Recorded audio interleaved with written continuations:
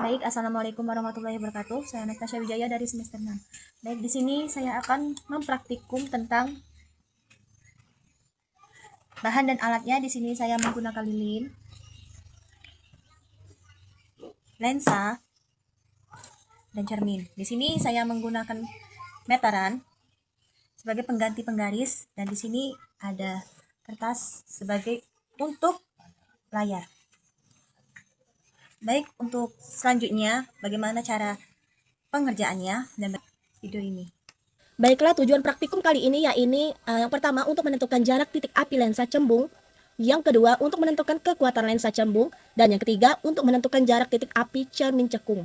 Titik api itu sendiri yang artinya titik tempat sinar-sinar cahaya atau biasanya sinar matahari. Tapi untuk kali ini kita akan menggunakan sinar lilin yang dipantulkan untuk dibiaskan untuk berkumpul sehingga menghasilkan panas maksimum. Percobaan pertama, kita akan mengamati percobaan lensa cembung. Ketika cahaya melewati lensa cembung, maka lensa tersebut dibelokkan atau dibiaskan sehingga berkumpul di satu titik fokus di sisi berlainan dari lensa. Langkah pertama, kita akan lakukan adalah menyiapkan titik api sebagai sumber cahaya. Pada praktikum kali ini, kita akan menggunakan lilin. Kemudian kita akan menghitung jarak benda dan jarak bayangan yang dihasilkan oleh lensa cembung ini. Yang pertama, kita akan menghitung pada jarak benda 15 cm dari titik api atau titik lilin ini. Maka dihasilkan jarak bayangannya itu 30 cm, yang artinya bayangan ini termasuk bayangan nyata, di mana sifatnya terbalik dan diperbesar.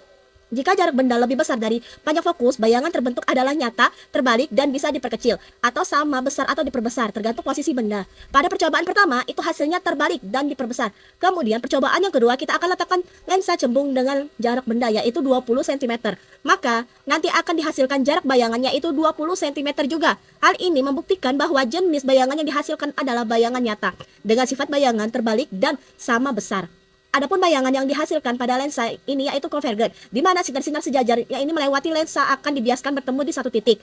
Berikutnya, untuk percobaan yang ketiga, kita akan letakkan lensa cembung dengan jarak benda yaitu 25 cm.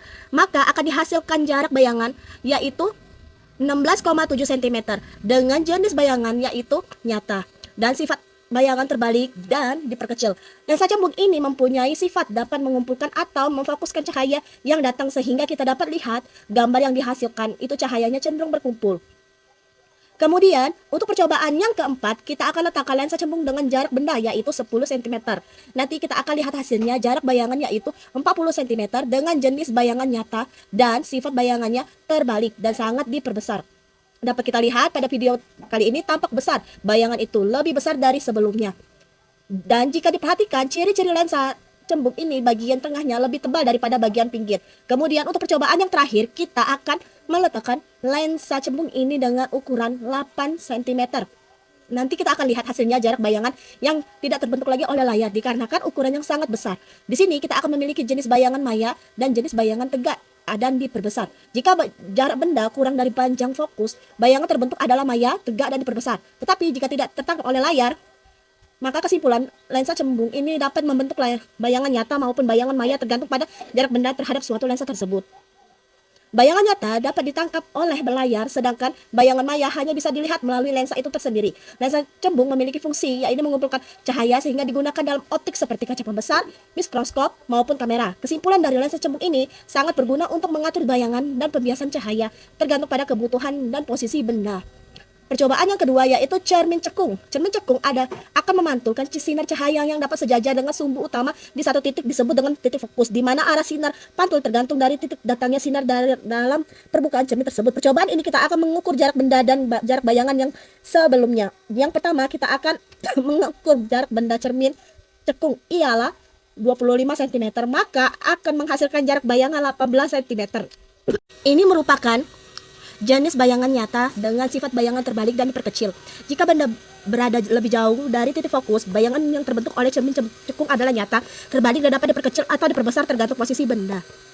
Percobaan yang kedua, kita akan melakukan jarak benda dengan ukuran 20 cm cermin ke lilin. Kemudian nanti akan dihasilkan jarak bayangan yaitu 20 cm dengan jenis bayangan nyata, sifat bayangan terbalik dan sama besar.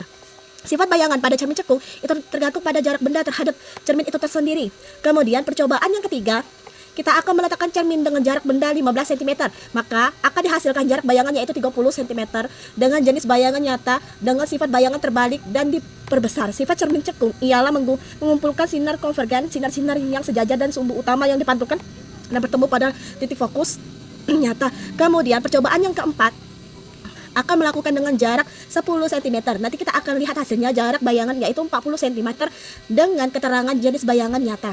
Sifat bayangan terbalik dan sangat diperbesar di mana titik fokus cermin ini yaitu di depan cermin itu tersendiri. Sinar sejajar sumbu utama akan dipantulkan dan bertemu dengan titik fokus. Percobaan yang terakhir, kita akan melakukan jarak benda cermin ke lilin yaitu 5 cm. Nanti kita akan dihasilkan jarak bayangan tidak terbentuk lagi oleh bayang layar ini dikarenakan jenis bayangan maya, sifat bayangan tegak dan diperbesar.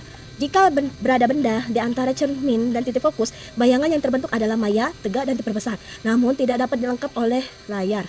Kesimpulannya, cermin cekung ini memiliki fungsi yang sama seperti lensa cembung, di mana jenis bayangan yang dihasilkan itu terdapat dua, ada nyata, ada maya, di mana bayangan nyata itu ditangkap oleh layar, sedangkan bayangan maya itu tidak ditangkap oleh layar. Arah sinar pantulan pada cermin cekung ini tergantung dari titik datangnya sinar pada permukaan cermin. Ini sesuai dengan hukum pemantulan yang berlaku di mana sinar datang dengan sinar pantul.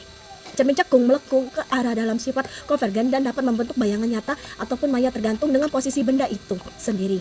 Jadi, cermin cekung ini memiliki persamaan bersama dengan lensa cembung. Salah satunya persamaannya ini mengumpulkan cahaya atau bersifat konvergen dapat membentuk bayangan nyata maupun maya tergantung dengan posisi benda, memiliki titik fokus dan pusat kelengkungan dalam prinsip kerja samanya. Bayangan juga dapat bersifat tegak ataupun terbalik. Demikianlah praktikum dari saya. Terima kasih.